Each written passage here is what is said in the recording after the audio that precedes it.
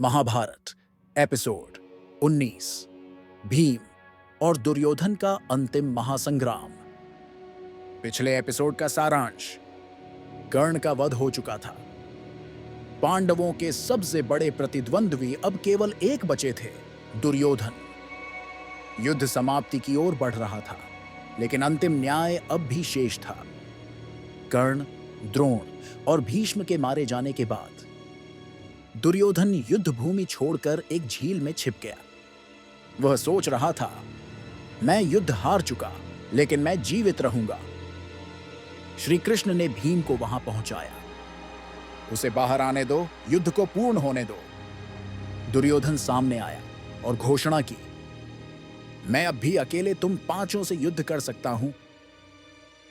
दुर्योधन और भीम दोनों गदा युद्ध के महान योद्धा। युद्ध शुरू हुआ, घंटों चला। गदा और शरीर की टक्कर से धरती गूंजने लगी। श्री कृष्ण ने भीम को इशारा किया, जांघ पर प्रहार करो। भीम ने एक जोरदार वार दुर्योधन की जांघ पर किया और दुर्योधन धरती पर गिर पड़ा। दुर्योधन ने रोते हुए कहा, यह युद्ध धर्म से नहीं, छल से जीता गया। श्री कृष्ण बोले, तुमने द्रौपदी को सभा में अपमानित किया था, नियमों को तोड़ा, अधर्म को अपनाया। अब यह तुम्हारे कर्मों का फल है। दुर्योधन ने अश्वत्थामा, कृपाचार्य और कृतवर्मा से कहा, जाओ और पांडवों से बदला लो। दुर्योधन, जिसने जीवन भर अहंकार, सत्ता और प्रतिशोध में जिया, अब भूमि पर पड़ा अंतिम सांसें गिन रहा था।